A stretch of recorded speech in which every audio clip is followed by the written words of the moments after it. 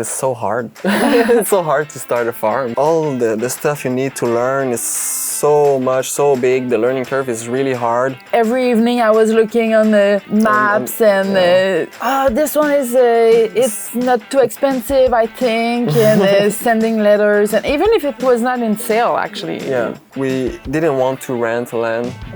We were really clear on that. We want to be owners of the land because we felt like we didn't want to start the farm twice. It's a big investment, but worth every penny.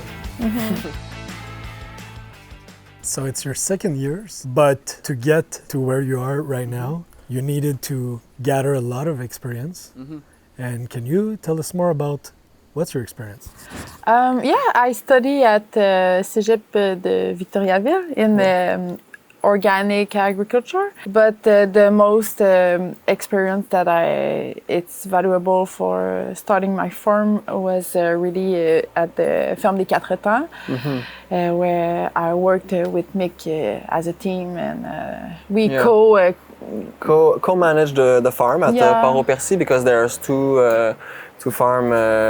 FQT farm. There's one at Hemingford and one at Pensez. For myself, I've worked 3 years at the FQT farm, and that's my main experience in farming. I didn't study at all before that. I don't have parents that has a farm or something like that. When I started to work at FQT, it was just a passion right away.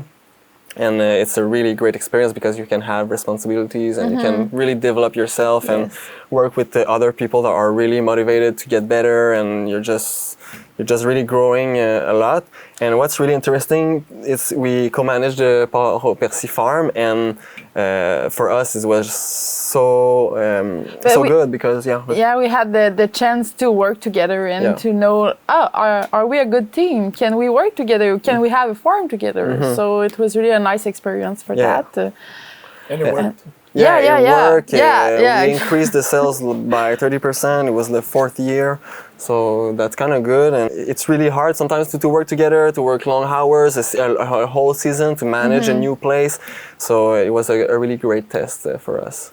Why did you felt like you needed that much experience before you start your own project? Because it's so hard. It's so hard to start a farm. Because you never know until you do it. Yeah. Even if you know it's hard, you never know how it's hard. You really have to feel a season in your body, what it is to work in the rain and in the sun always, and in stressful conditions, and also working with other people constantly. Communicating well, all the stuff you need to learn is so big. The learning curve is really hard, so you have to prepare yourself. I think you cannot stress enough that. And you can, when you work in different kind of farm, you can take some stuff. Not take some stuff, ideas. But ideas that you can reproduce in your farm. So it allows you to draw the contour of the project. I feel like what you want to do, what's my mission, why I'm doing this, what are my values also that I want to replicate in my farm. So if you're just leaving your job and starting the farm, I don't think you will have enough time to really infuse all that. And you talked about finding the land. I know for you guys it was a big journey, and I feel it's...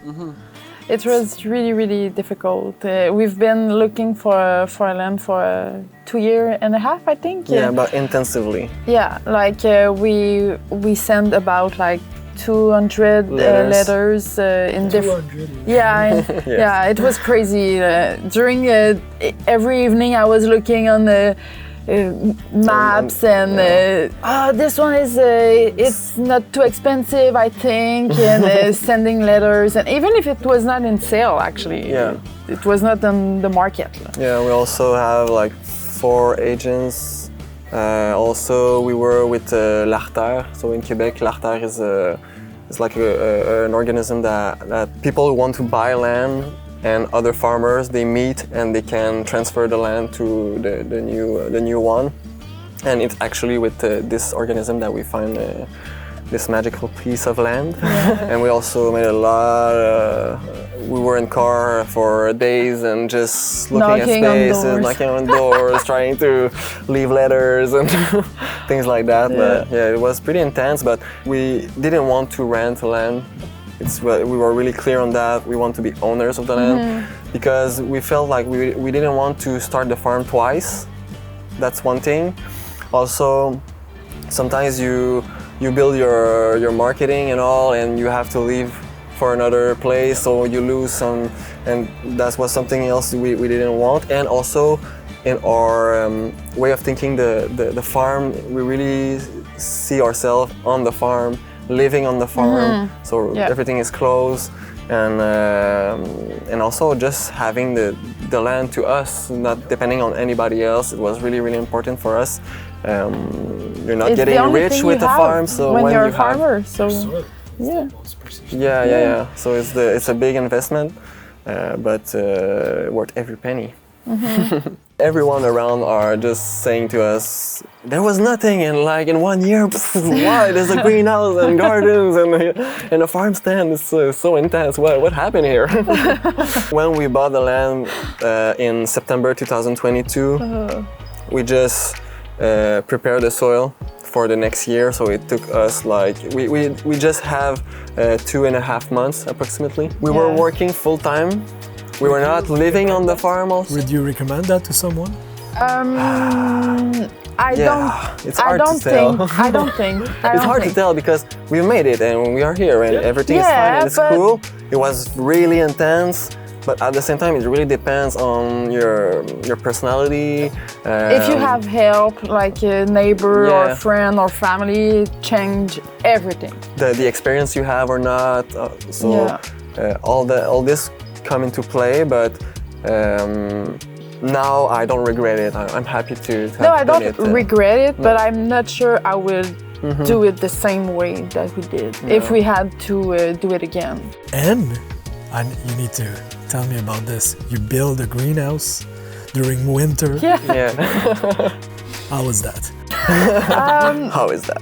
Crazy. It's really hard, but at the same time, we wanted to have a greenhouse at the first year in production. So the only way we had to make this happen is to build it during winter. So so we have a lot of help. A lot of snow removal, peas are all frozen. Yeah, I remember one day all the neighbor was helping. We had friends and family there too, and we one person was with the pickaxe, just broken highs. The other person was building with the.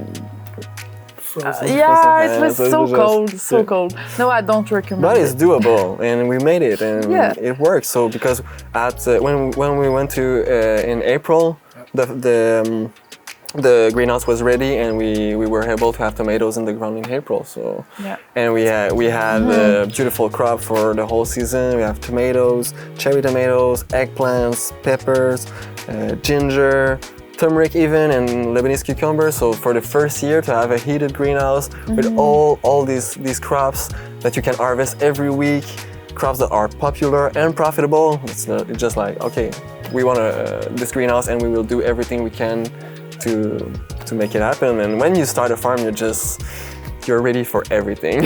You're just ready to do those kind of stuff. After that, you're like, oh, that was a bit crazy, but we're still here. It was successful, and we are happy with it. And also, we are really in a rush because we wanted to plant the anchors of the greenhouse before the soil is frozen. We had to prepare the land, so we had to dig the contour ditches, to level the ground, put a drainage system in the ground, form the garden blocks, the beds, all this. So that's why this is really a rush. On that was a big decision you made to level everything up, to make the drainage, everything. Can you explain a little bit about that? We for the drainage, we hesitate because it's really expensive, but the first year it was actually rainy, so we were happy that we did it. even if it's really expensive. And now the beds are farm. And they're permanent beds, so we don't want to just scrap all this and all the structure we build to drain the soil. So the decision was, okay, it's expensive, but if we're doing it before, we will be able to do it, and we will have it for all the years to come. So.